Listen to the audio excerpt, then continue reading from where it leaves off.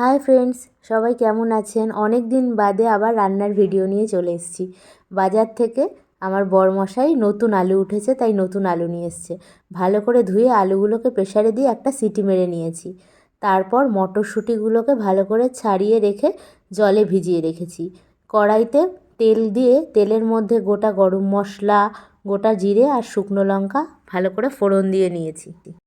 তারপর আদা আর কাঁচা লঙ্কার পেস্ট, আপনারা চাইলে কাঁচা টমেটো এর মধ্যে দিতে পারেন তেলের ওপর, তাহলে ভালো টেস্ট হয়। দিয়ে ভালো করে নাড়িয়ে পরিমাণ মতো নুন হলুদ দিয়ে ভালো করে মশলাটা কষিয়ে নিচ্ছি।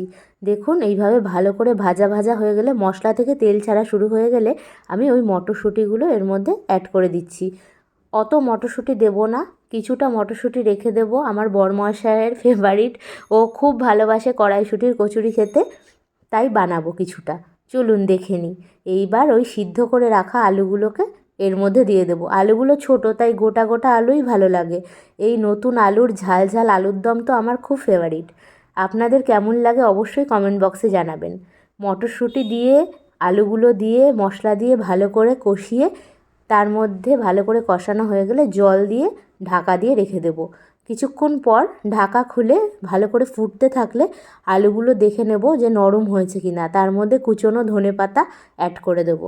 ব্যাস, কিছুক্ষণ 5 মিনিট নাড়িয়ে চাড়িয়ে গরম মশলা দিয়েই রেডি ঝাল ঝাল লাল আলুর দম। এদিকে একজন খুব ভালো ময়দা মাখতে পারে বলে আমার হেল্পিং হ্যান্ড হিসাবে ময়দা মাখতে বসে পড়েছে। দেখুন একদম কত ভালোভাবে ময়দা মাখছে।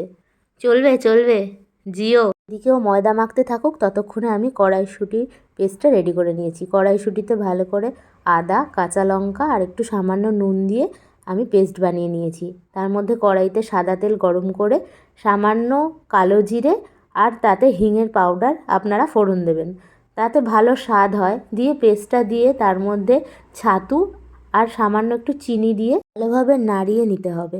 এইভাবে কড়াইশুঁটির পুরটা রেডি করে নিয়েছি। এরপর একটা প্লেটে রেখে এটা ঠান্ডা করে নিতে হবে। দেখুন কি সুন্দর হয়ে গেছে, বেশি নরমও না শক্তও না, হাতে দিলে লেগে যাচ্ছে না, হাত থেকে ছেড়ে যাচ্ছে। এদিকে ময়দার লেচিগুলোও বানানো কমপ্লিট হয়ে গেছে, আর এদিকে আমি পুরগুলোও ছোট ছোট গোল গোল করে নিয়েছি।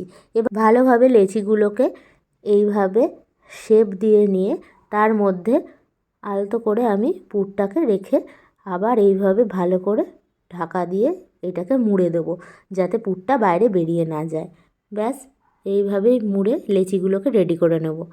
দেখুন লেচিগুলো কত সুন্দরভাবে হচ্ছে, বাইরে বেরিয়ে যাচ্ছে না কিন্তু পুরগুলো। ভালোভাবে মুড়তে হবে, না হলে যখন বেলবেন তখন পুরগুলো কিন্তু ফেটে ফেটে বাইরে বেরিয়ে যেতে পারে। এরপর আমি সামান্য ময়দা দিয়ে ভালো করে গোল গোল করে কড়াইশুঁটির কচুরিগুলোকে বেলে নিয়েছি। দেখুন একটাও কিন্তু ফেটে বেরোচ্ছে না, বেশ সুন্দর করে বেলতে হবে এইভাবে। ব্যাস, আমি অনেকগুলো রেডি করে নিয়েছি। চলুন এবার কড়াইতে গরম গরম তেলে ভাজবো।